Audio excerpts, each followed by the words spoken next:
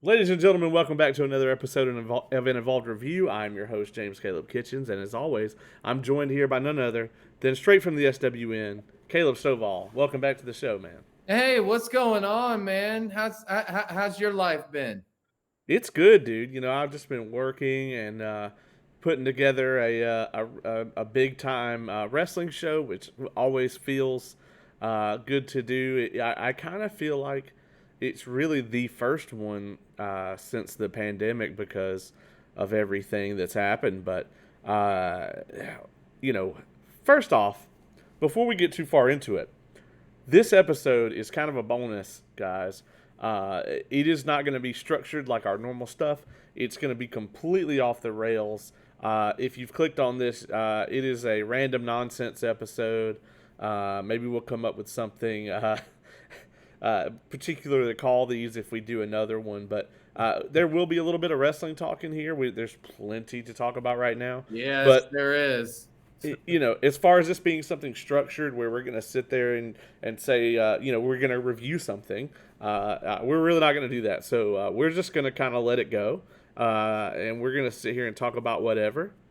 And at the end, we're going to do some reaction videos. Yes. And that's going to be interesting. So we have both it's show and tell. So we've both brought a video to show. And for those of you who are on the audio platforms, this episode is going to be, Sorry. kind of usual for you. But at the end, you're not going to get the reaction videos because that's not going to go well on the audio. So we'll let you know when that's coming up.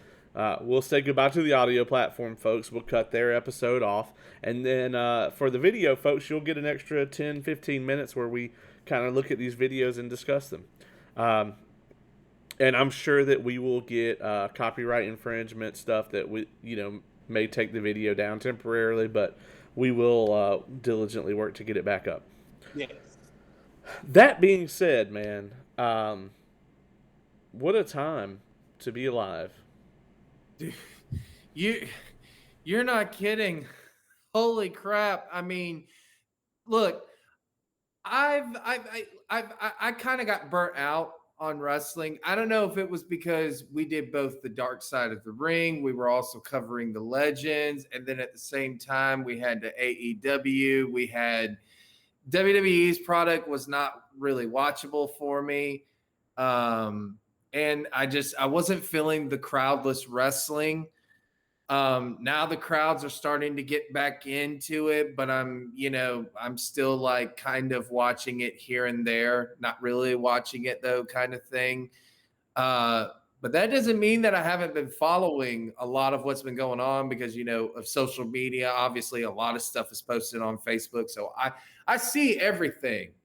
And the reports that I am seeing one after another, after another, after another, like I'm sitting just like, wait a minute, is all this real? Is all this actually happening? Yeah, I mean, I was right there with you. I mean, everybody knows that you're a wrestling fanatic. I am. Um, I make no secret. for me, it was like I didn't want to really be consuming any of this stuff other than Dark Side of the Ring. It was like the A&E biography. Some of it was good. I mean, we've talked extensively about it, guys. We reviewed every single episode. Yeah. And we suffered greatly to be able to say that to you. Yeah. But so for our thoughts on that, please go check it out. But I definitely was not enjoying that. Dark Side of the Ring is always incredible, and it was just kind of this. Okay, this is why I love this, and I started listening to 83 Weeks. I actually have. Sorry, I was gonna say though, the new My World podcast. I have not checked it out yet. I know we've talked about it extensively. I want to check that one out. I want to check out Kurt's. Um, I've stopped listening to Jim Cornette. So I can't do him anymore. I just there's just so much negativity that I can stand. And it's like, look, I know everyone has their opinions about this person or like that wrestler or this wrestler or whatnot, but sometimes it's just like, come on, like you're being negative just to be negative. what was over the line for me is, well, and it's not even Jim's fault. Um, Jim Cornette's making a lot of money criticizing the current day product, and the current day product is giving him a shitload of ammo to do it with, because I just think I think all of it is some heavy degree of bad. I like his NXT reviews because he and I seem to agree on NXT. I can't watch his Dynamite reviews because I agree with him, and it's like, I mean, I don't agree with him 100% of the time. Like, his thoughts on women's wrestling are awful. Mm-hmm. But for the most part, I do agree with him on everything else, and it's just like, well, if I wanted to suffer, I would watch the program. So yeah, I can't really get into AEW I lately. However, this past week I did watch it, and while it has a lot of the same problems that it's always had, matches are too long, the booking is not exactly stellar. Um, I I at least, there's one thing they have that WWE does not, at least on the main roster. And that is the same thing, the same reason why Monday Nitro was amazing. You get this feeling when you watch it that anything could happen. Yep. And that is magic in terms of wrestling. At every level. If you have that on the indie level, then you're going to have a good show. If you have that at like the, AAA level, Ring of Honor, that sort of thing, then you're gonna have a good product. Yeah. So on and so forth. Yeah, no, I agree. I mean, just from the person that appeared the other night, Alistair Black, like, or Malachi Black or Tommy N, that was amazing. And I didn't see it coming. It really was. And I think one of the reasons why it really shocked everybody is in the TNA era, we kind of got used to this whole, oh, they got released by WWE. Well, in 3 months, we'll see him on TNA or, whatever. Well, as it so happens, Malachi Black, Tommy End, etc., he only had a 30-day non-compete. Yeah. And because of that, because that little detail slipped through the cracks, he was able to debut right after they had been using him on the main roster. So it was just kind of lightning in a bottle. And then from there, they took it up another notch. This past week, they had Nick Gage, dude. Nick fucking Gage. I know, I saw that, dude. I was so I couldn't help it. I could not help it. I was like, okay, you can say what you want to about the man, but that was amazing.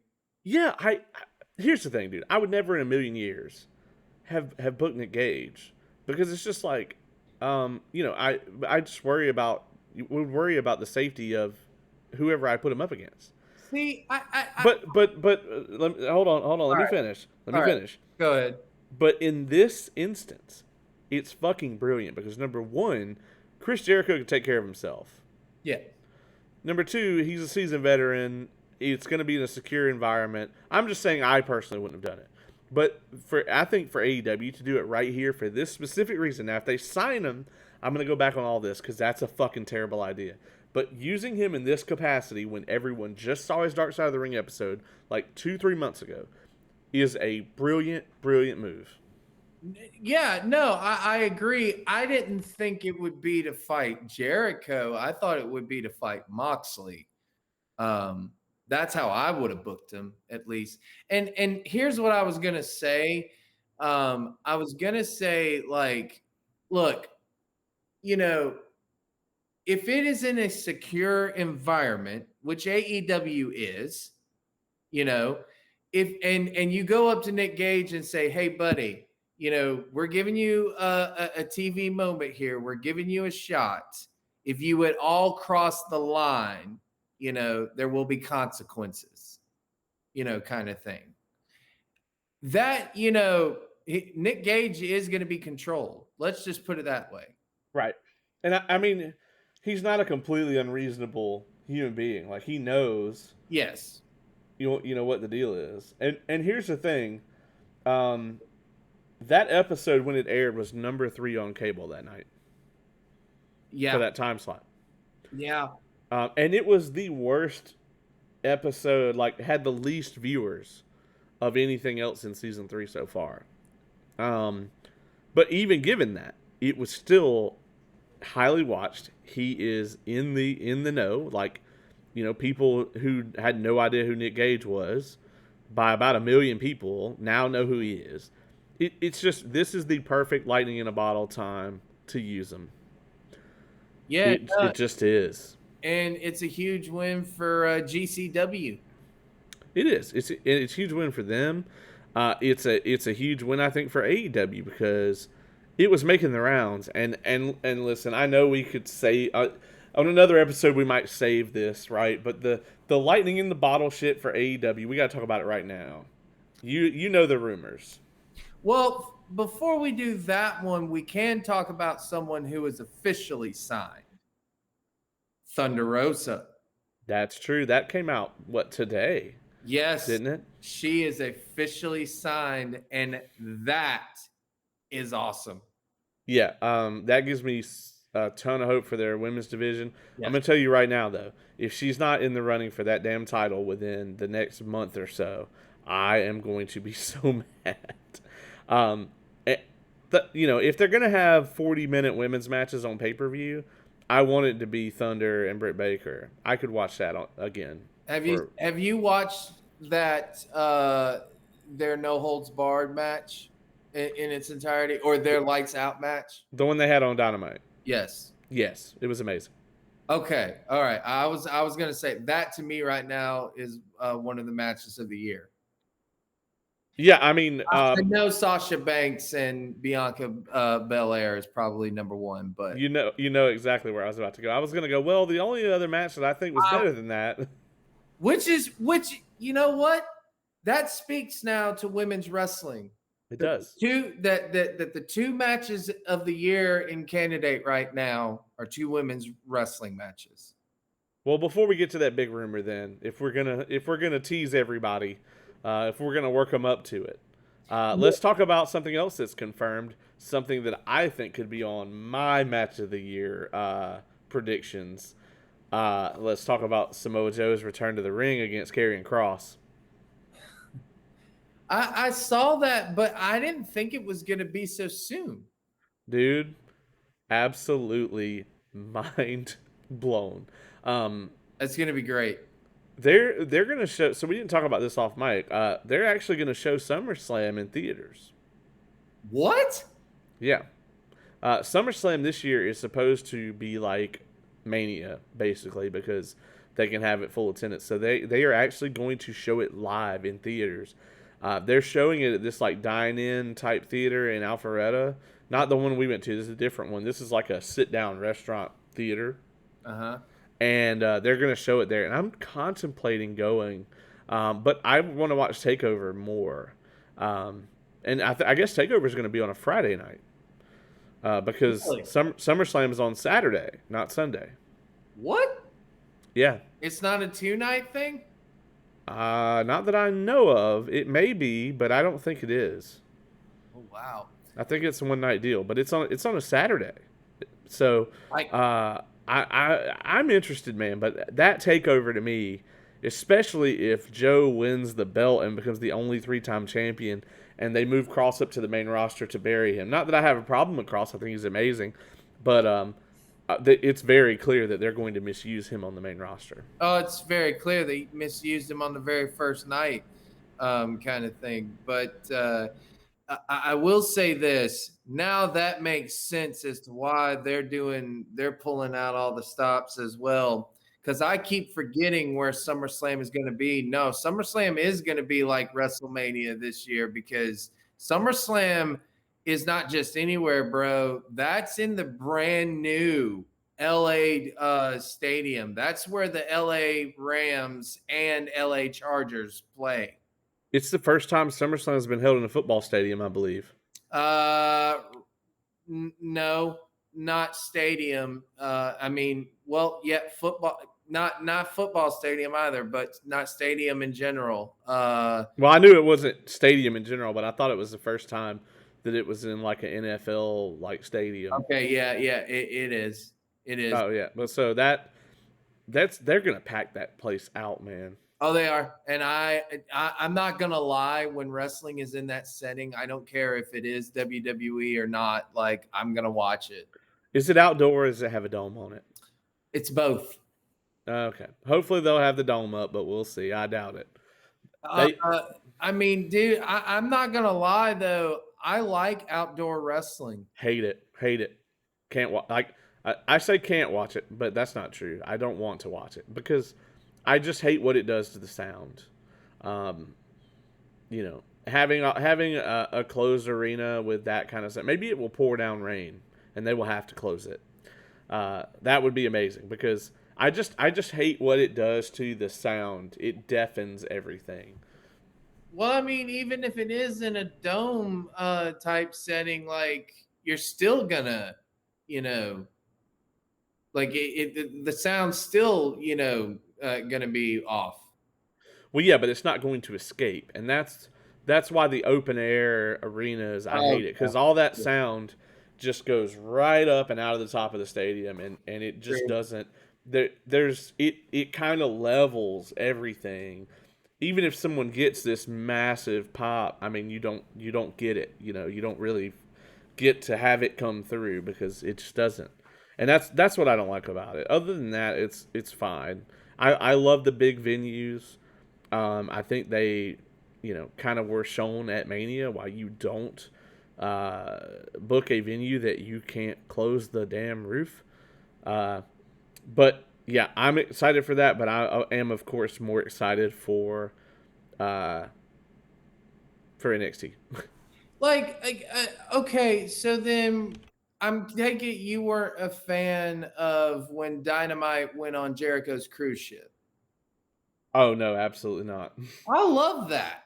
I mean, it was a cool atmosphere because it was a cool environment and they did it. I mean, it felt like the Club La Vila stuff they used to do in Panama I City. love those nitros.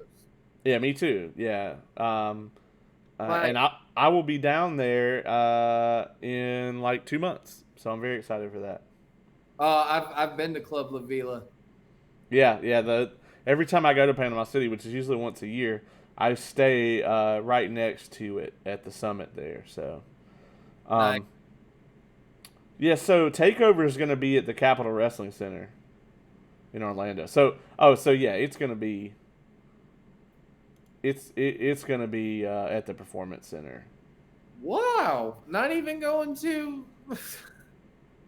Yeah, that's crazy, isn't it?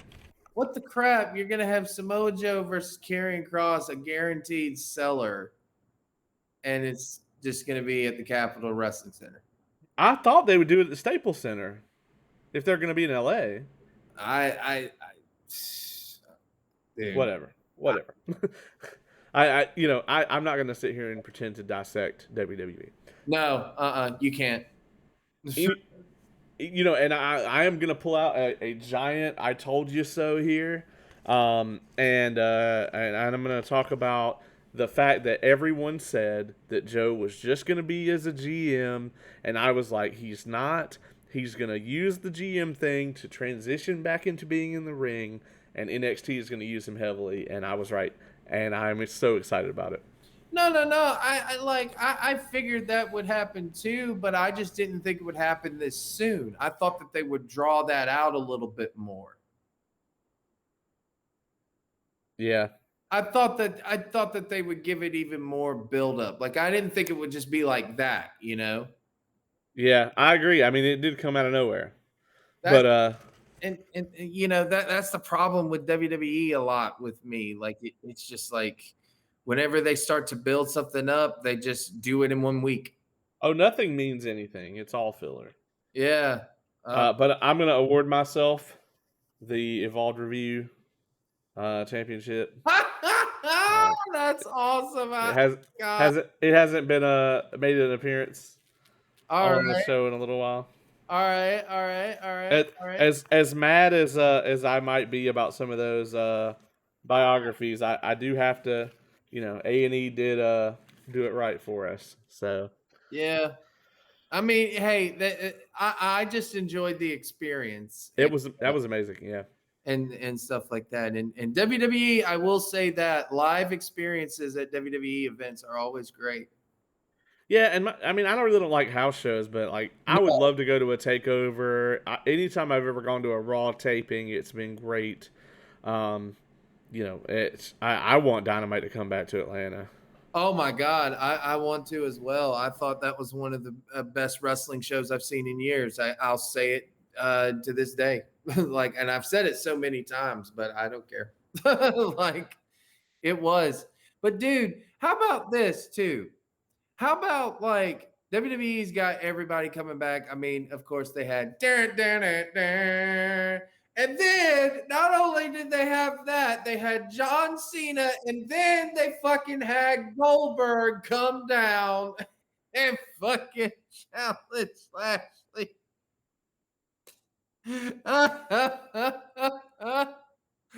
WWE, what they're doing now can't even be described as going back to the well, because the well has been drained dry so many times. They're literally just staring into the bottom of it, hoping that there's something else down there to bubble up to the surface, but there isn't. This is what happens when you haven't created any new stars in 10 years.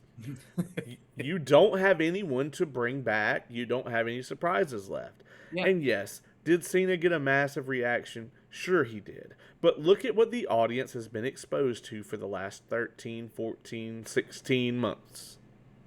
Absolute bottom feeding garbage. Then you have Cena come back. And now, let's not act like Cena wasn't the biggest ratings decline in the history of the company.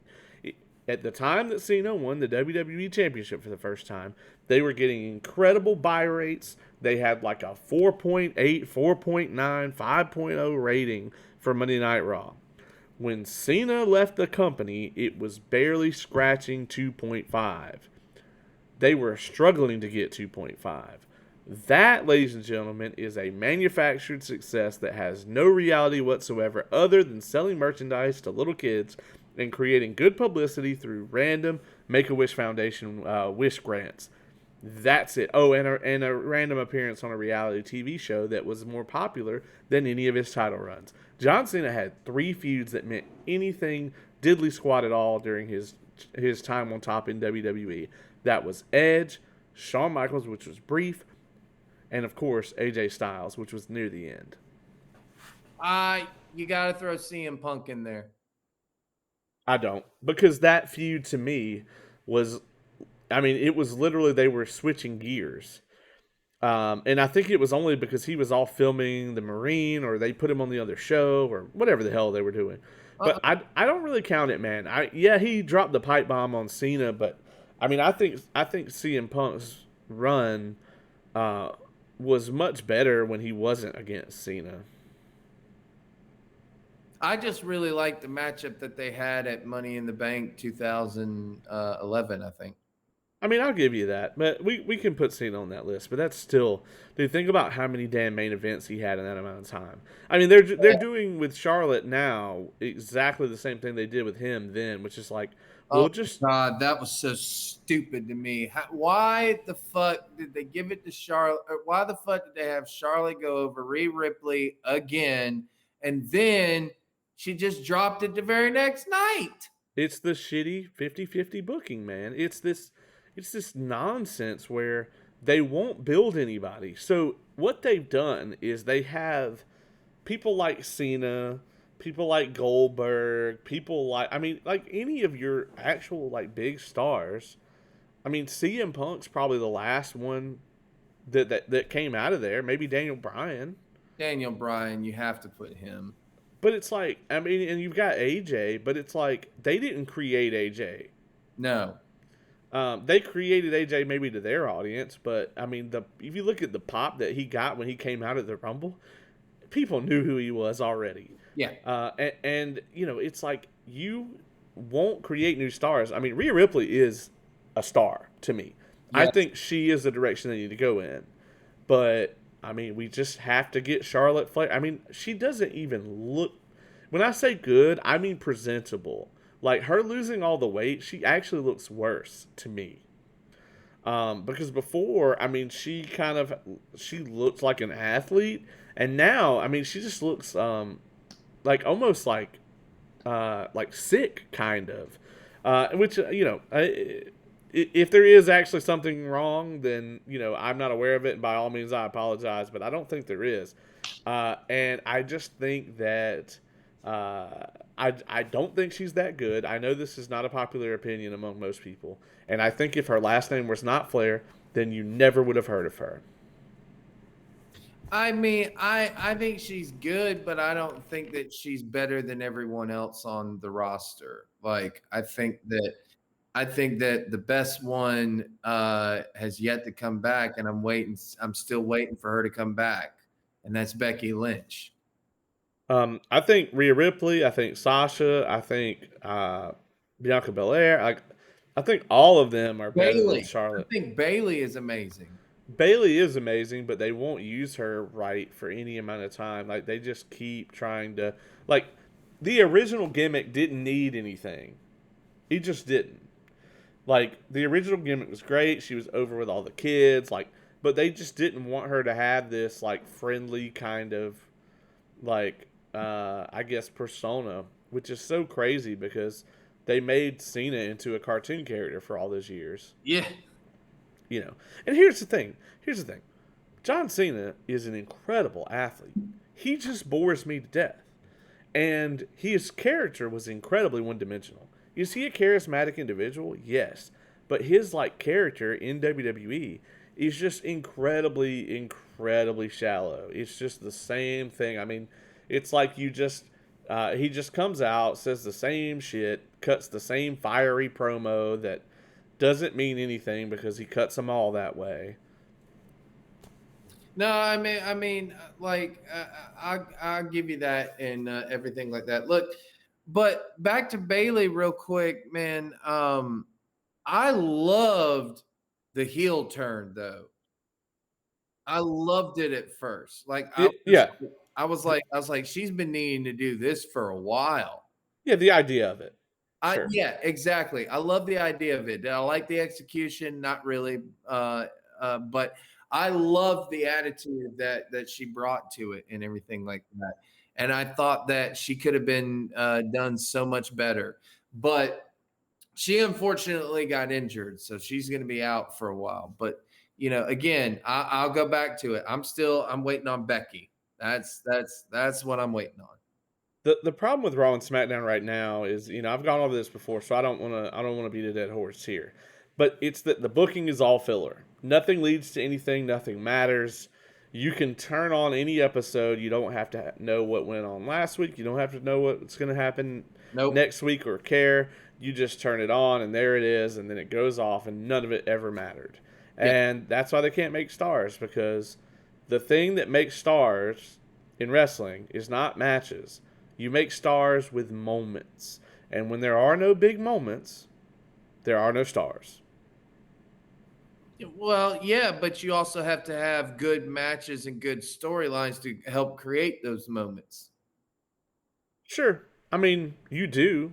You do. I mean, but you can have a big moment without a great match. Well, You can't have you cannot have a make a star off of just good matches. right. Because if you could, then like Ricochet would be on top of the world. No, no. Look, and I agree. I'm not saying that. What I'm saying is though, um, it like what I was like. Bret Hart when he would have his matches, he didn't go out there and try to have a 5-star match. He tried to tell a story and everything like that. But you could follow the story and everything like that. But I've said this now, and I was trying to think about. I lost what I was going to say, so now I figured it out. But here's what I was going to say about WWE. Here's my problem. All right, it is not just bad wrestling. Okay, like that's the problem. People keep talking about booking, storylines, and everything like that. I'm sitting there just like, look, here's what we haven't addressed with WWE. It's just bad television. It's bad TV. Like it's not even good wrestling. It's bad TV. That's their problem. When you go, all right, people can say what they want to about the Attitude Era at times, okay, and I get it. But when Stone Cold or The Rock came on, that was good television. Right, and I mean, the Attitude Era had some janky segments, but Yes. you always were waiting for it to come back on. Same with like Nitro, during the Monday Night Wars. Oh You yeah. always wanted to see what was going to happen next. Now you don't have that because nothing's going to happen. You can watch 36 hours of Raw and nothing of any note is going to happen. It's just a 3 hour infomercial. And to what? Yeah, the creative is just so like it's so devolved now. Um, and yeah, we are an evolved review, and they are devolved booking because it's the creative process. I talked a little bit about this on our last episode. Is so it's just missing. Like the creative process is so backwards. It's like it's not what do we have these ideas and how can we fit them into this time slot? It's hey, you have to create 3 hours of content. Yeah. Well, we don't have 3 hours worth of storylines based on what we've got. Oh, well, how much do you have? We have 35 minutes. Okay, cool. Well, you have 3 hours. Stretch it out. And that's the damn creative. And that's every single week. And not to mention, it's got to be the worst job ever to try to be an agent or a writer or a producer on any of this shit. Yeah. Because at the end of the day, you could have the whole show lined up. Vince McMahon gets a wild stick up his ass and just decides he wants to change the whole thing at the last second. And he's the boss and you just got to do it. Well, I mean, so like they have all of those people coming back and everything like that, but you know who did hit a home run though this past weekend was Impact Wrestling of all places. Was that right? Yeah, dude. I mean, did you see? I know you don't follow Impact Wrestling. I get it. Oh, the Bound for Glory combo show. Well, not just that, but I mean, all the people that came in during Slammiversary. Thunder Rosa was one of them. She showed up. Mickey James returned. Chelsea Green showed up as well. She showed back up at Impact Wrestling and she showed up at Ring of Honor. She's going to be part of Ring of Honor as well. And then you had the one of the biggest ones of the night, Jay White shows up. So I guess they're doing something, or he's doing something with Impact Wrestling. So Impact Wrestling hit a home run this weekend, this past weekend, I guess as we're recording this, they really hit a home run with their pay per view, and they're fixing to go live tapings on the road. Yeah. Yeah, I'm hyped for that, man. I hope they do something good with it. And I think Bound for Glory, if they play that right, it could be incredible. But here's the thing. I know they've announced that they're going to have New Japan there. It's got to be the top stars. It cannot be the guys that New Japan brings to like USA tours. And you know what I'm about to say. They got to get Okada. Oh, yeah, Okada. Yeah. I agree. I mean, well, Naito or Sure. Kota Ibushi. I mean, they got to get Ibushi too because in the U.S., I think Ibushi probably has the bigger audience because he was in NXT for a long time, so Yeah. I mean, and he was in the Cruiserweight Classic. well, he's gotten a huge audience anyways from being the IWGP champion. Right. Yeah. I mean, I'm just saying. Yeah. I mean, even being the IWGP champion, he can't like that. Still only applies to people who care about New Japan, and in the United States, that's not a huge amount of people. But being on NXT for what he was on there for like 2 years, and being in the Cruiserweight Classic, that gives him name value here. And having that incredible match with Cedric Alexander. I could watch that match every day. Right. I remember at the time watching that, and my mind was just melting. Like, I just could not believe what I was seeing. I was so excited. It was like I was a little kid watching And the that thing match. was, you knew who was going to win. Because Yeah. you read the spoilers. Oh, I didn't. Oh, No, I didn't know. But I thought Ibushi would win. I didn't think they'd put Cedric over Ibushi. I wasn't mad with it though. That's how you lose. Although, the thing now is it's like, if you're not going to do something with Cedric, please let him go to AEW, where maybe he would get used, or Ring of Honor. Yeah. Well, speaking of, we teased it earlier, but speaking of who might go to AEW. Yeah, it's time, man. We'll stop teasing everybody and we'll get right to it. Oh God. The rumor is that CM Punk will return to wrestling at AEW in Chicago, and that either that night or shortly after they will announce him versus Daniel Bryan. Oh, okay. I was about to say, I was like, wait a minute, what? Like, I know he as well, but I was like, does he know about Daniel Bryan? And then I was like, okay, so yes, dude, if this happens, this will change the game. Oh yeah, that this will be the biggest deal ever. They will the buy rate will be through the roof. It will be inexplicable. Like this is Rock versus Hogan of today. Yes. Even though they're from the same era, this happening in AEW now that they are both big stars. CM Punk, I mean, just one of them. I mean, CM Punk would be the bigger get. Not to argue that he's a bigger star than Bryan, but he's been gone. We've Yeah. seen Daniel Bryan. He made his comeback. He trudged through WWE. They shit all over him. But CM Punk has been gone, and so that is something that I mean everybody's just like. Can I say this though about Daniel Bryan? All right. All right, let's face it. If he comes into AEW, it's Bryan Danielson. Okay. Right, of course. But can I say this about his runs in WWE? Okay. He did have two of the greatest runs in WWE, in my opinion. Okay. Not for very long, due to circumstances each time, but still really good ones. One, his WrestleMania 30 run, like not just that run, but that entire year. Like when he lost in 2 seconds to Sheamus, and then he had that incredible like rise to glory. That was an incredible run. Okay. Because of the yes chant. The yes chant got over so much.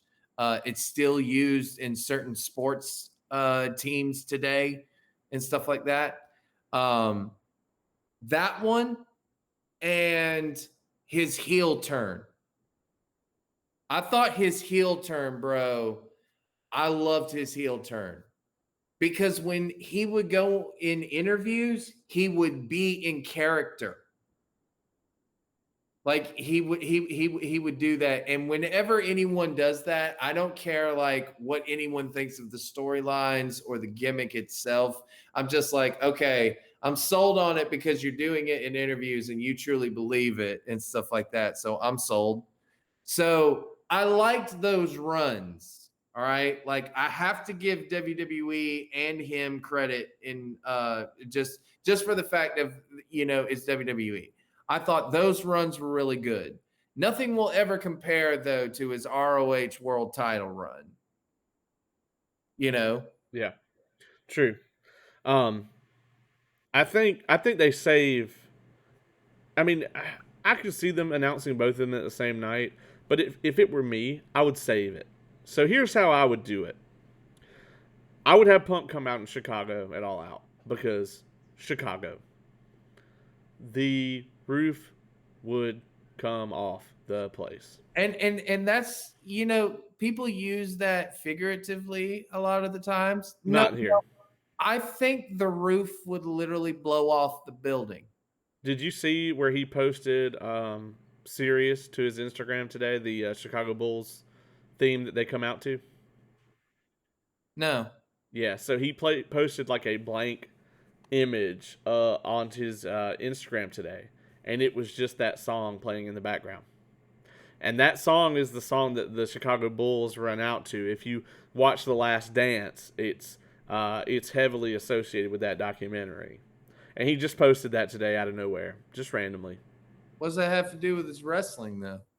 It has everything to do with it. It's Chicago. It's The Last Dance. Like, Oh, okay. yeah, Well, it's a reference. It's subtle, but it's a reference. There's no other reason. Like, he's acknowledging it without acknowledging it.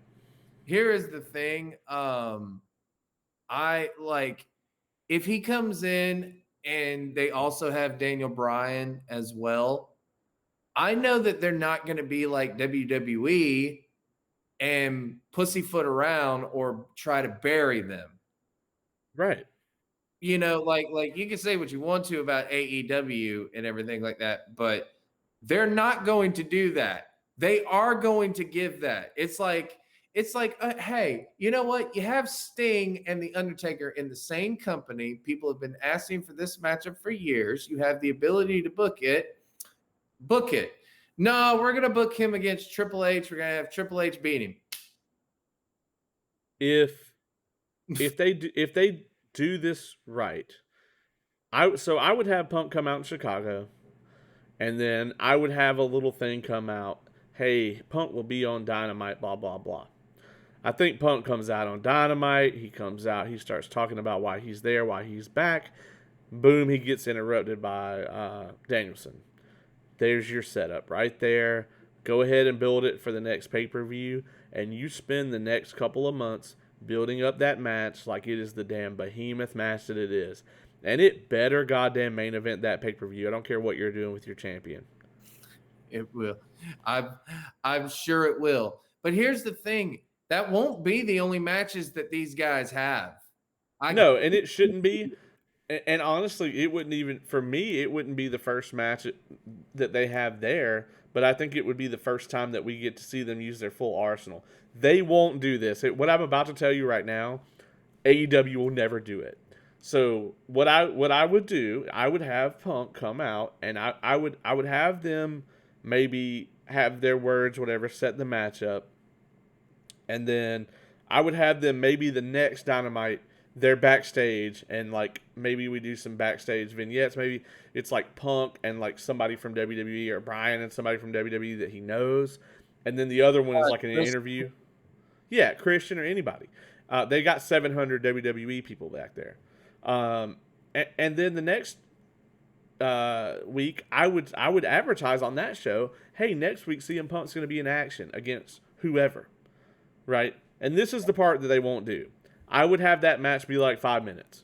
Punk gets in some of his greatest hits. GTS go home, but they won't do that. If AEW has them have a match before that match happens, AEW will have it be a fucking 20-minute match, and it'll be CM Punk getting, versus some random guy on the roster who Well, he should soundly beat, and they'll go 20 minutes, and that's going to ruin the whole damn thing. well, you say that, but also remember this: uh, they do have creative input on their characters. That's a mistake. They don't have, but it's not like WCW where you have full creative input. I've noticed that. It's not you have creative input. Like you could say what you would want to do, but ultimately there is one person, and everyone has said this in AEW. There is one person that does have the final say so, and that is Tony Khan. Yeah, I mean, it's just I still think. I mean, What? I don't know exactly what's in the contracts, okay, but I just think that maybe Punk would steer them in that direction. I just know I've never seen that kind of restraint from them. Every match has to be this long drawn out ordeal, and that's the killer for me. Well, and I can see why you say that and everything, but dude, if they have signed these guys, I don't care about all that. This is just exciting as fuck, man. I mean, it is. I don't mean to down it. Like, I just think that that's the sticker right there. But other than that, dude, I'm so excited for this. Like, I'm so excited because this will change the game. This will, like, a lot of people then in WWE are going to be like, hey, wait a minute. I'm not happy here. We're not going to get anywhere. We're not going to move any further. I'm not going to have the style of match I want. I need to go somewhere else. Like Nakamura, for one thing, I can guarantee you he is going to leave. Nakamura should go back to New Japan. Yes. The only person who AEW should take from WWE is AJ, and he doesn't want it. No. But if he wanted to go, then that's the only person they should take. Man, they have got to stop hiring WWE people. It's so ridiculous. I mean, what's Christian doing? Like, Christian's a huge get for them. What's he doing? Nothing. I mean, They just nothing have of a note. match with Matt Hardy. Right. But he's not doing anything. Like, you just don't see Christian on his way to the top of the company, or, I mean, he's a main event guy. You know what I am excited though about in AEW, like a few that I'm waiting for. I know you don't like Kenny Omega. I got that. No, I do not at all. But I am excited for this. I'm excited that Hangman Page is going up against him. Yeah, I agree. I hate that they drowned Hangman in the Dark Order storyline for the last couple of months. I just I don't like it at all. But if Page takes that damn title off of him, I will throw a party. Like, absolutely. Yeah, I'll love it because I think Hangman Page, it should be one of their faces. Dude, okay, I'm gonna say it right now. There's one thing in AEW that I know that I can say that I would correct. All right, it's one of the most obvious. I cannot stand Cody Rhodes as a baby face right now. I'm tired of seeing it. I want to see him as a heel again. Here's the problem with that, and I think he tried to be a heel early on in the feud with Dustin. But they won't do it, dude. That crowd is so up Cody Rhodes' ass. They will not, even if they made him heel, they would just, like, they would still cheer for him. And So, I okay. hate it. Yeah, Hate it. okay. So, but here's the thing, right? And here's what Ring of Honor has always done that I thought was really interesting that no one really notices. Okay. I'm going to point out two examples of this. I could even point out three, but I'll point out two great examples of this. All right. Cody Rhodes and Adam Cole. All right. When they were in Ring of Honor, they were heels. Like, Yeah. they were bad guys. They broke the rules, and stuff like that. But they still got cheered. Right. But yet they still went on with the storyline. So it's like, why can't you do that in AEW? Because it buries the other guy. And that Oh, yeah. I mean, that's the problem to me. Is it absolutely buries the other guy. Okay, so like it's kind of like he has to be a baby face. Right. That's the thing for me, but it's like the way they're booking him is what's bad. I agree. And I honestly, when like when AEW Dynamite happened in Atlanta that we went to, or when AEW first started, I thought that Cody was hands down the most over guy in the company Yeah. and the face of the company. I don't think that now. I don't think he's as over. I think he's ruined himself to an extent. He's still over, but like Darby Allin is and Sting, I think both are getting a better reaction than him. I think Hangman is sometimes getting better reactions than him. I thought that Cody should have won the title. Yeah. And then MJF cost him the title. Yeah. Instead of the stupid, if I don't beat Jericho, then I'm going to, never get a shot at the title. Well, then it's like, okay. Like, I don't know. Like, I thought it should have been the other way around. I thought he should have lost it to Jericho, basically. Well, and the stipulation would have been brilliant, except they ruined it. Because what you do with that stipulation is okay, if you want to play it the way they played it, is sure, okay, the stipulation, he can't challenge for the title ever, blah, blah, blah. And then MJF ends up with the championship. Yeah. And then you have Cody come back and say, basically, look, I want a shot at that title. I'll put my career on it or whatever for me to get a shot at it. And then he comes back. He's not supposed to get the shot. He ends up getting the shot. He has to give up everything if he doesn't. Maybe everybody knows he's a VP, right? So maybe that's what it is. If he loses, then MJF gets his spot as a VP in AEW. Yeah. He loses it to MJF, and then of course he wins. That's the story. But they just dropped it off a cliff and never came back to it. Yeah, because then they just gave it to Omega and stuff like that, and ruined what I thought could have been a really, really much better feud with him and Moxley. Well, folks, I know we said that we were going to be all over the place, and that we may not talk about that much wrestling, but we've been talking about wrestling for 50 minutes. That's just the nature of how much news there is right now, and that feels good. This could have been a State of Wrestling episode. Really does. Let's talk about some other stuff, man. I know we got the videos coming up in a minute, but like, what else are you into right now that's not pro wrestling? That's not pro wrestling. Yeah. Well, other than watching like a lot of React videos and stuff like that, I've been watching Hell's Kitchen. Oh man, I'm a big fan of Hell's Kitchen. You are? You like it? Yeah, I haven't watched it like recently, but I keep up with Gordon Ramsay stuff. Like, I love the episode of Hot Ones that he was on. Yes. You ever watch that show? Yes, dude. That show is one of the most brilliant shows I think I've ever seen. It is. And so if you've seen his episode of Hot Ones, he talks about his like perfect like on the stove burger. Mm-hmm. I actually adopted that recipe and I make those burgers and they're amazing. Yeah. But yeah, I love that episode and I really like Gordon Ramsay, like any of the stuff he's ever been on. I didn't know they were still making episodes of Hell's Kitchen. I actually have to give that a shot because I really like that show. I probably haven't seen it in a few years.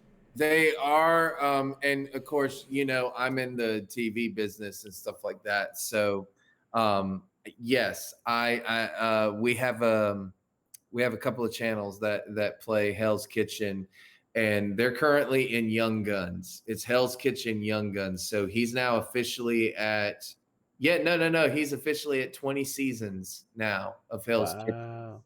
And it's popular. Here's what I like doing. I'm not gonna lie, since I love to binge watch things, on YouTube, they have every single episode uncut. And so I love watching all of these uncut, like you hear every single word that they use. Yeah. It's insane. I love that show and stuff like that. I've also been seeing like all of the Marvel stuff popping up as well. And before I get into that, you know what also I started trying to do again? I started trying to play video games again. Yeah. I'm playing right now currently. I like sports games. Okay. So I'm playing NHL 2K or 21 rather, Madden 21, FIFA 21. And then I got the brand new Call of Duty, Black Ops. Yeah, Cold War. Yes. Good. Yes, I did. And I love that stuff. So I'm getting back into that stuff. So that's really been interesting. Yeah, man, I've actually probably got I probably have 100+ hours on Cold War. Really? I haven't played it in a while, but yeah, like I remember the first season, I maxed out my battle pass or whatever, like in less than like 30 days. Like it was crazy how much I played that with me and a couple of friends of mine just would get on there and play pretty much until somebody went to bed. But I haven't played it a lot lately. I have been back on my hopeless addiction, World of Warcraft, that I have been playing since I was 15 years old. Mm. Amazing. And I'm 34. So Do you have a PS4? I do not. I Okay. actually, I already have gotten rid of my PS4. I sold my PS4, and I sold my Xbox One X. But I am gonna get a PS5 and or a Series X as soon as I can. It's just hard to get a hold of either of them right now. Well, I have noticed that. I mean, like, I was thinking about getting a PS5. I'm definitely gonna get one before the new God of War comes out because God of War is my jam. I love it. It's just that they don't have a lot of games right now for the PS5. So, like, I thought I would wait. Yeah, they don't. I've thought about. I've kind of debated like which one I want to get first. Like, the Series X is amazing. It has so many more games, especially if you have Game Pass. But I have a gaming PC, and that's where I play most of my stuff. And so it's like most of those games, like 95% of them, I can already play. But it is nice to like be able to like play on the couch, you know. Yeah. So there is that. Um, I've been playing a lot of uh, Mad Games Tycoon, which is where you make video games. You're like a little small game studio, and you start out in like the 70s, and you have to work your way up to like modern day, where you're like this giant publisher and everything. So, Oh, so I get into a lot of like the little simulation type games like that, like. I'm playing one called Tropico right now, where you're like a like dictator over a country, and you like fight other countries, and you control like what kind of products your country makes, and like how oppressive you are to the citizens, whether they're like free or whether it's like communist China or what rights they have. Like it's it's one of those type of games. So I go through kind of phases and play a lot of different games.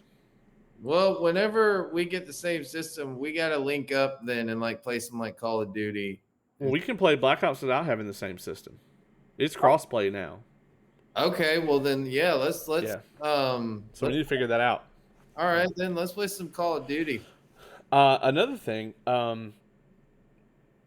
were talking about TV shows, and we talk about we have some clips coming up here later. So my clip is actually from America's Got Talent.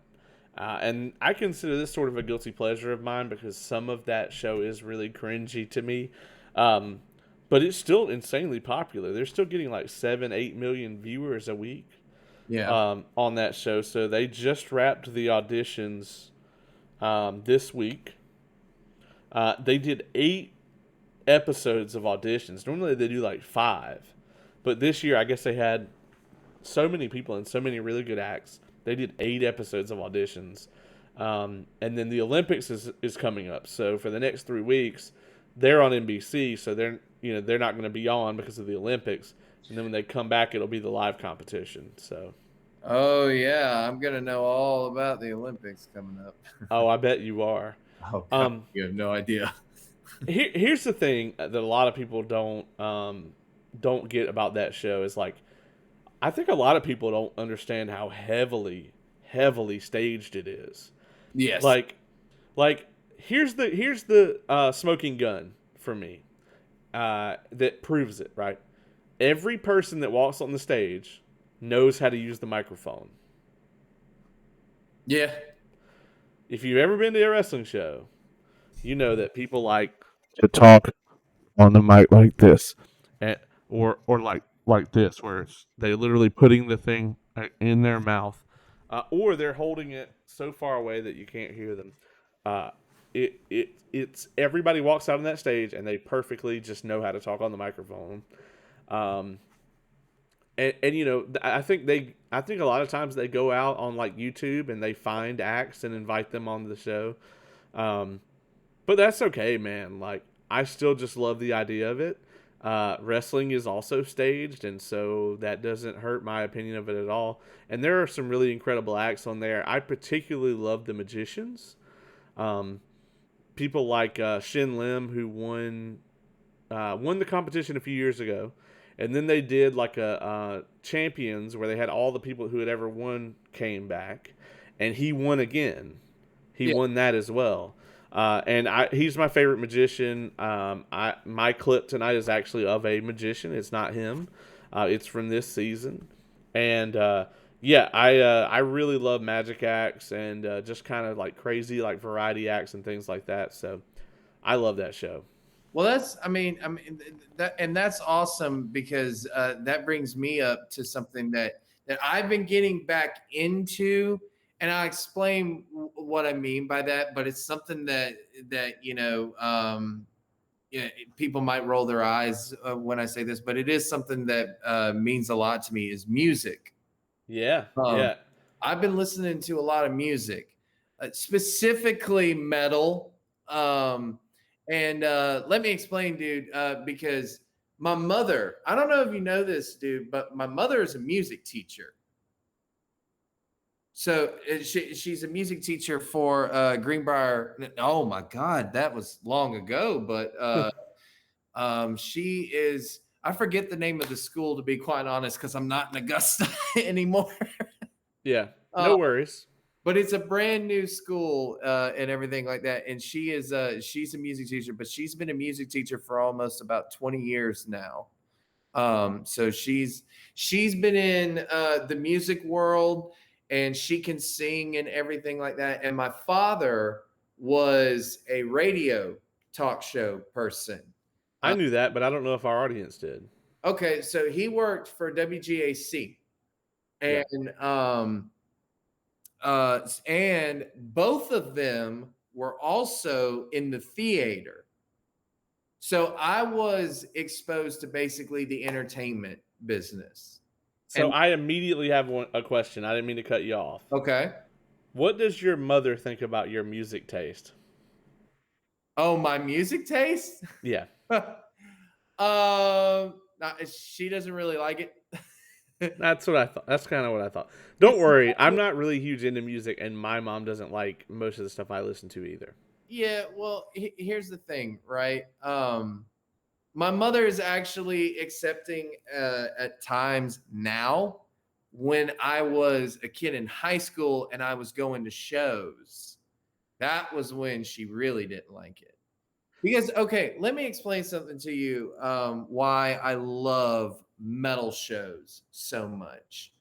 Specifically, if for those elitists out there or anything like that, but specifically metalcore, deathcore, hardcore, screamo, rock, pop punk, all that kind of stuff. Actually, my very first show, my very first concert ever is one of the greatest pop punk shows I've ever seen in my life. Reliant K, Good Charlotte, and Simple Plan. That's amazing. That's an amazing lineup. It was my very first show. It was in 2005. It was the Noise of the World tour. I'll never forget it for the rest of my life, but I love that show.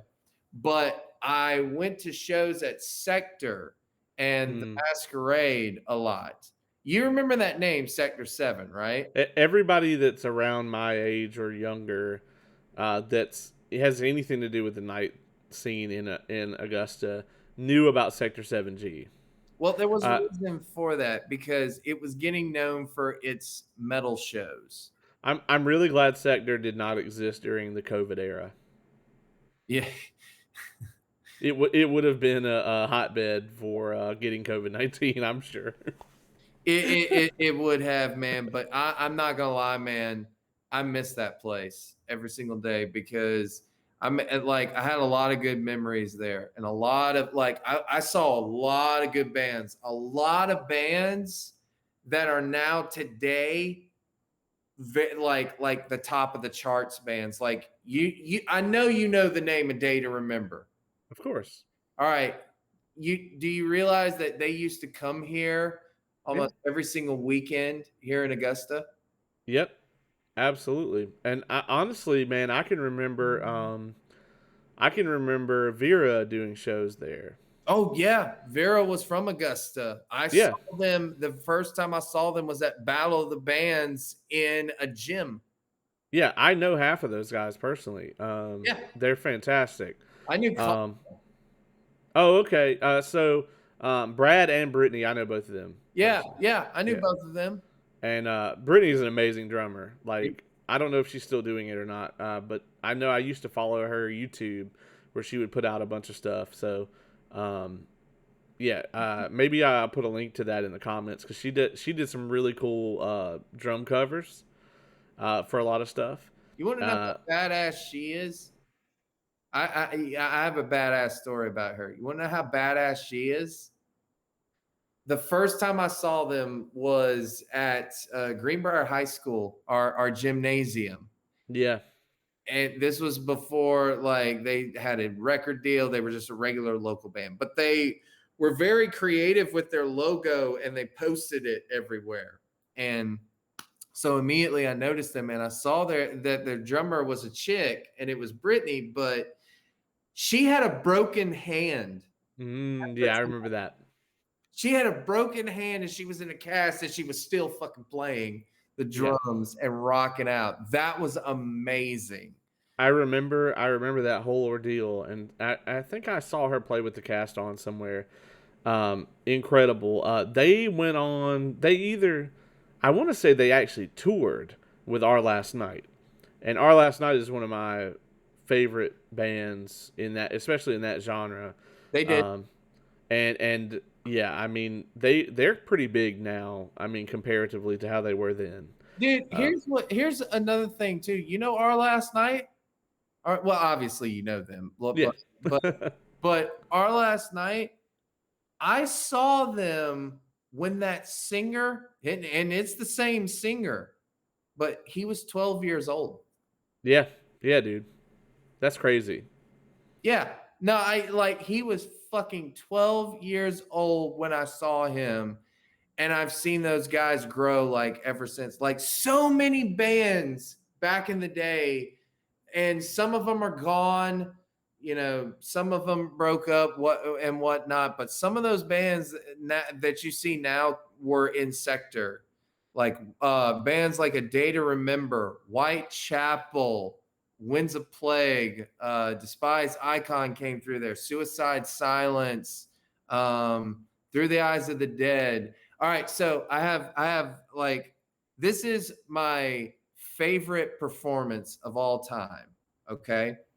Tech Nine holds that right now, basically, because I saw him in Atlanta.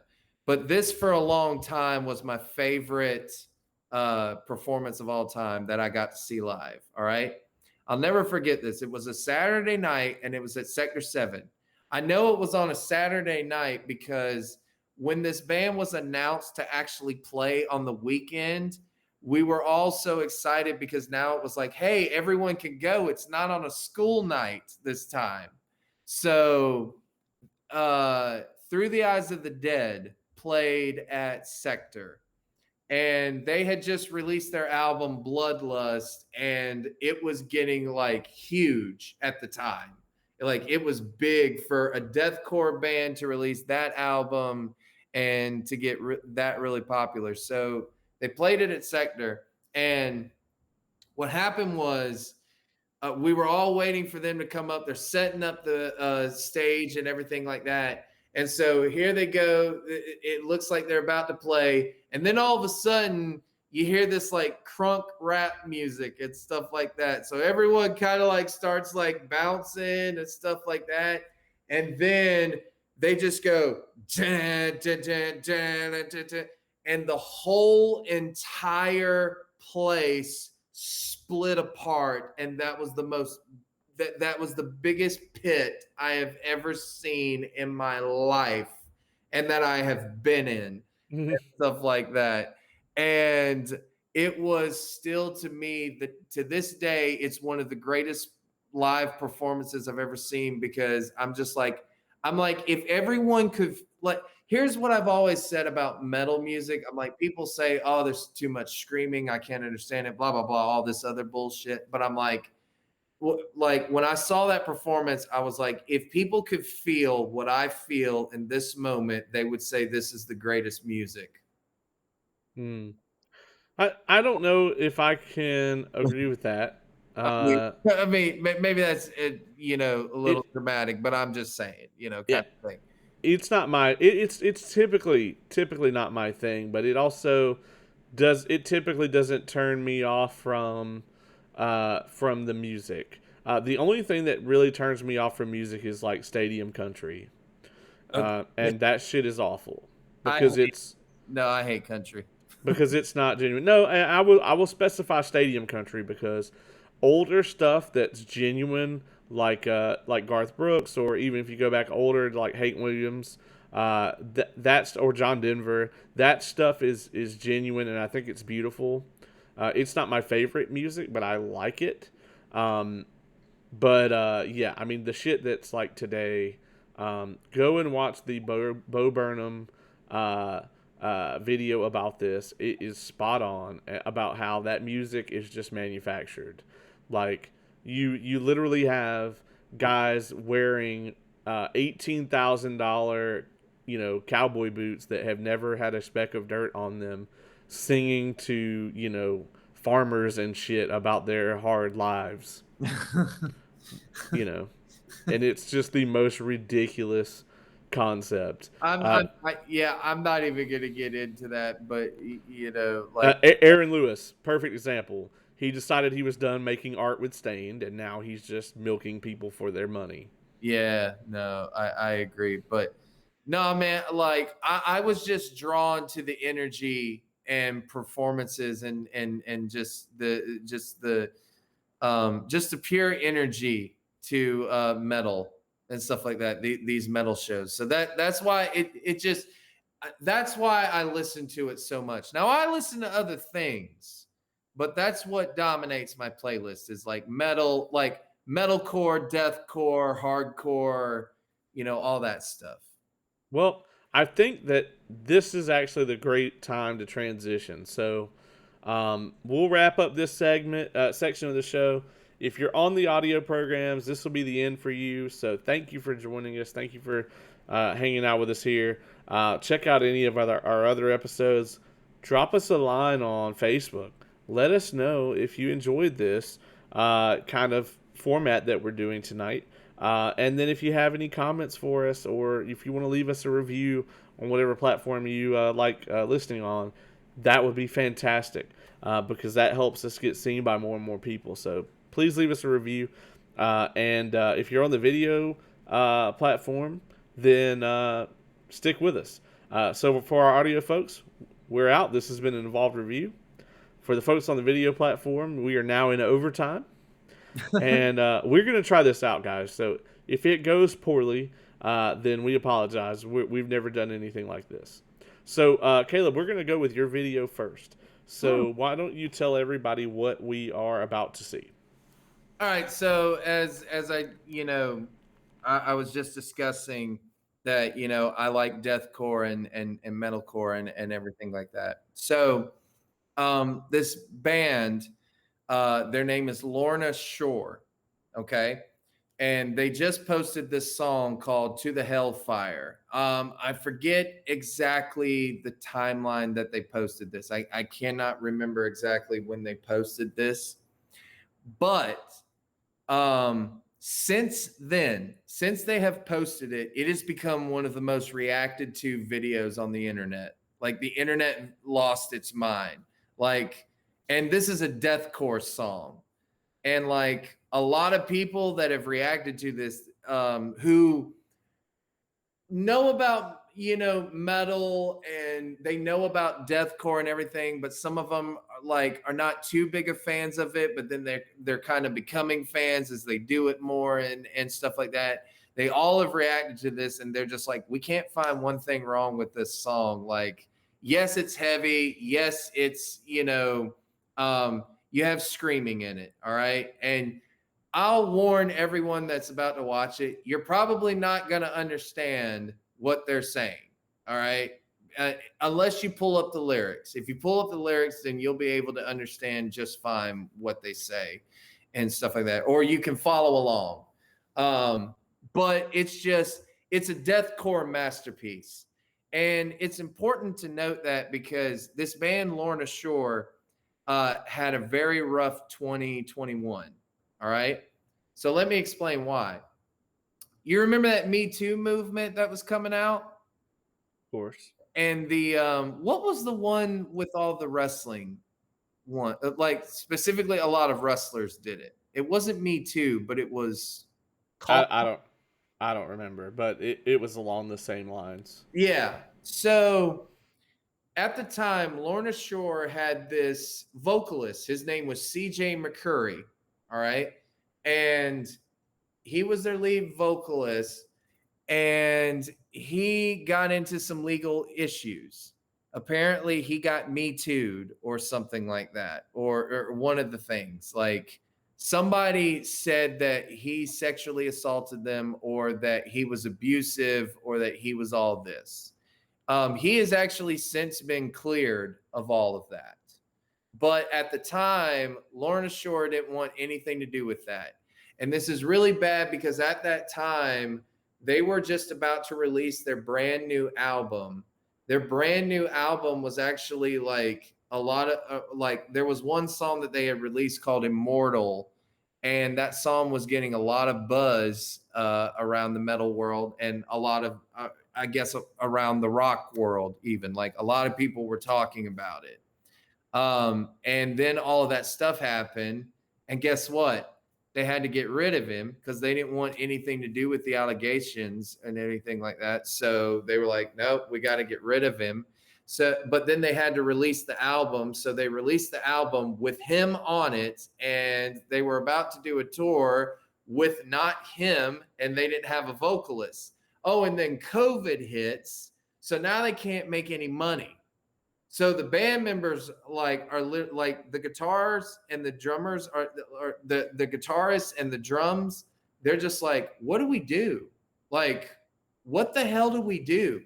Then on top of that, all throughout 2020, everyone, even the fans, are just like, you're never going to be who you once were. Like, CJ's gone, you kicked him out. And so they're just like, hey, thanks guys. We're not already struggling enough here. And so everyone's saying this. And then they finally get a brand new vocalist. They announced him, which is this guy that you'll see in the video. His name is Will Ramos. And they get him, and this video and song releases, and it's already up to 2.2 million views on YouTube and about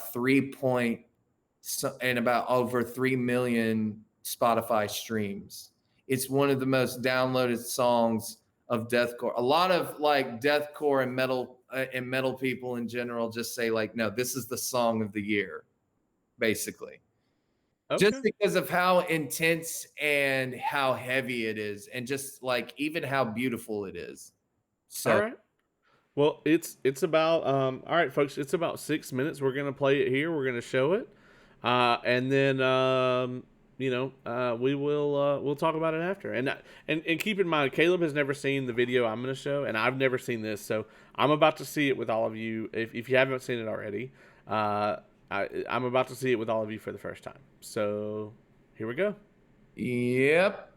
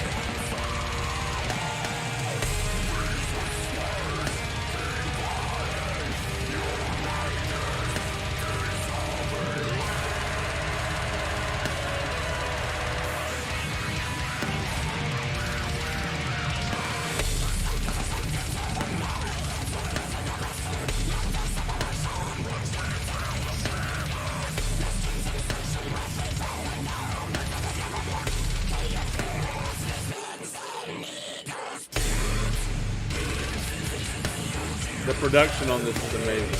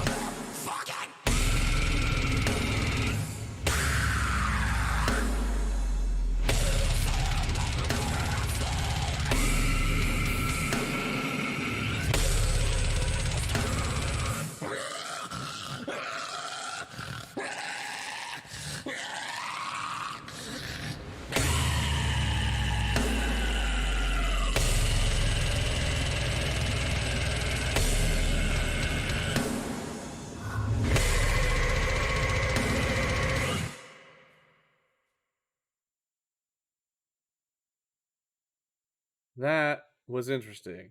I gotta say, I absolutely so all right. I popped hard for the solo, right? Not as animated as you were over there. Yeah. Uh, I popped really hard for the guitar solo. I love a good guitar solo, and I'll tell you too that riff that goes through the entire song from the guitar He was amazing. I loved that. Whatever that series of notes was. I'm not like a from a technical standpoint. I don't know shit enough about music to critique it on a level that would make sense to a music person or sound. I do not have the expertise on music that I have on wrestling, so Yeah. I am just from a layman here. I love that sound that went throughout the entire song. The drums were amazing as well. I could do without the vocals entirely, um, but that's just not my thing, right? But from the actual like the music itself was incredible. I loved the band, and also something I can speak on very highly, having produced a couple music videos. The production level on that music video was bar none. It was fantastic. Yes.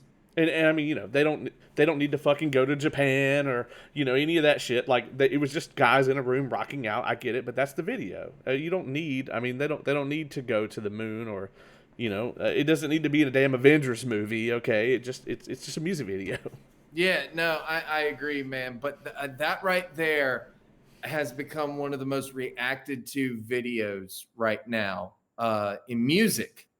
And I can understand that because, um, I mean, even with me not being a fan of those type of vocals, a lot of it still sounds like it all meshed well together, Yes. uh, and just the quality of the song itself is fantastic.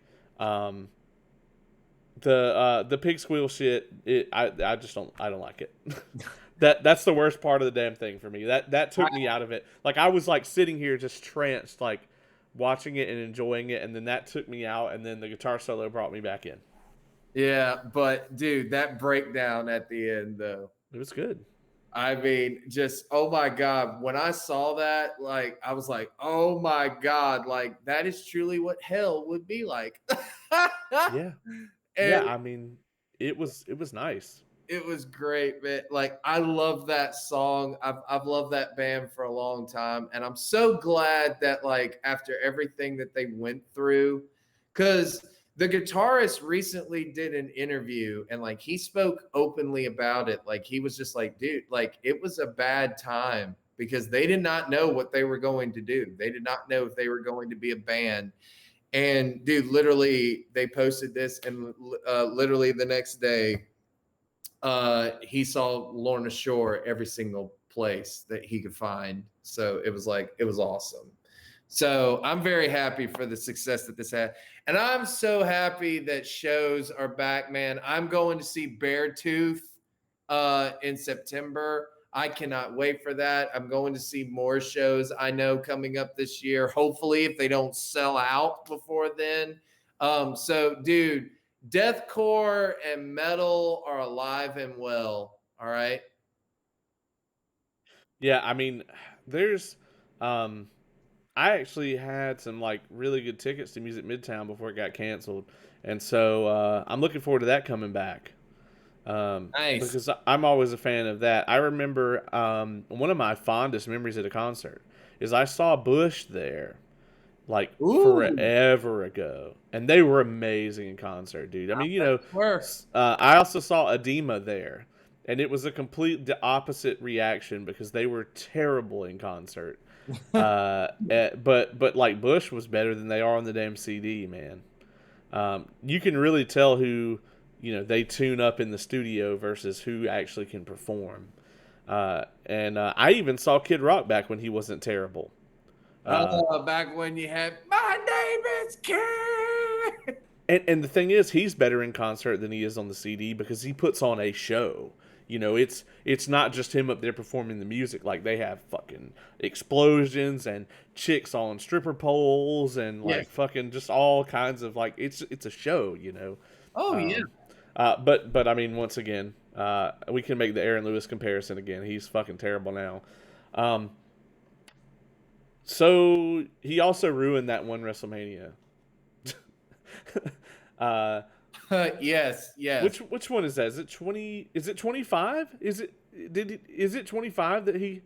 It's the one Michaels and Undertaker were on. Yeah, Jesus Christ. All right, we don't have to talk about that. Okay, I know you had a nice lead in for your video. I'm not going to do that. All I'm going to say Yeah. is this is an AGT clip. It's a magic act, and I'm just gonna play it, man. And this was something that was super unique to me, even among AGT, which brings in very unique acts. So are you ready? You good to go? I am ready. I think I should count down. Okay. You count me down. All right. And 3. Don't you think? It seems like more fun this year than we've ever had. Yes, of course. I don't want to jinx it, but it's been a really, really great day.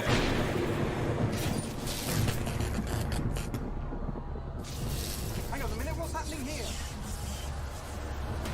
Do not try to adjust your television. There is nothing wrong with your screen. Do not try to resist. I am in control now.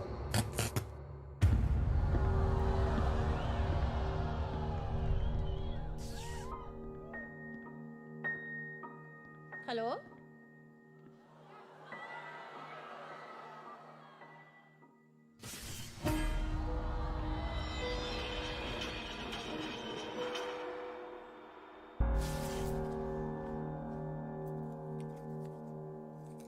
I love you can see him breathing. So on the mask. scary. My name is Klek Intos. And I am the sum of all your fears.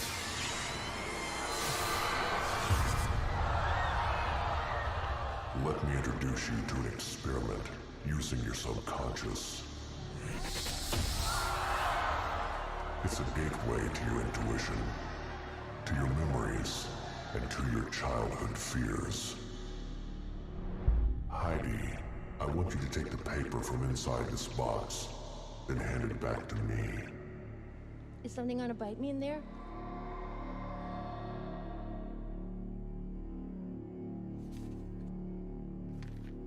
Sophia, I want you to put 5 ink drops on this sheet of paper. Oh. Do this randomly. We are staining it, trying to create an original shape. 1, 2, 3, 4, 5. Meanwhile, I want Terry to join us to assist. I like how he says make an original shape, and she just puts the dots.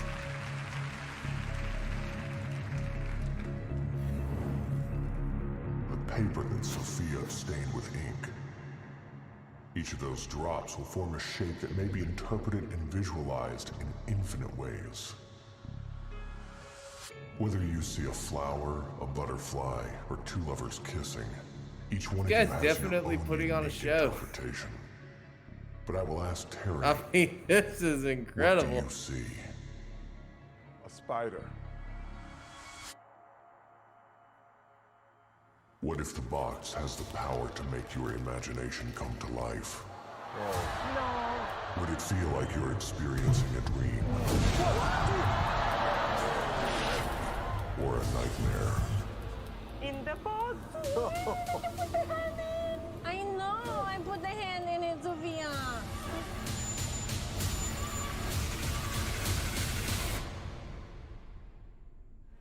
Oh my god.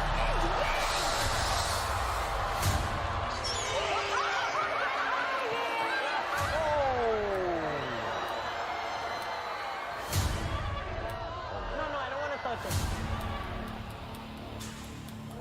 Oh my god. Oh my gosh. Oh, What? it's moving. Angry. What? Are you sure you're awake? Oh.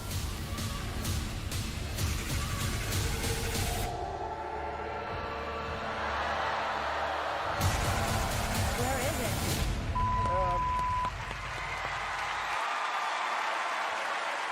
Where is it? Where is it?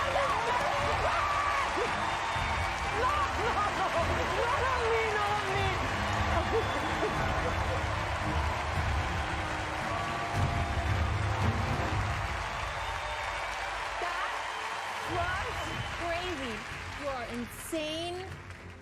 this whole thing was eerie and scary. But I love you. It's a yes. I just, wow. This is like a horror film. You're freaking me out. I'm saying yes because I will not say no to you ever. I Yeah. will not, ever. Sophia! It was super scary and super fantastic, and I will give you a yes if you tell me that it's not around here still, right? The spider. We will never say no to you. Simon! I never knew Howie had a twin, so I'm going to say yes. Well done! Now, go. All right, I'm gonna cut it there. Wow. All right. I'm sure that is not what you were expecting. That was not what I was expecting at all. I had no idea what I was walking into there. I don't think anybody in that theater did. That was interesting, dude. That dude put on a show. I mean, combining the horror element with the magic, and I'm terrified of spiders, dude. I would have been just like Sophia, like, okay, you got to tell me that spider is not over here, or I have to leave. Yeah, exactly. I would. That to me, I mean, I've watched tons of acts from this year, but that one stands out to me more than any of them. I can see why, dude. That's incredible.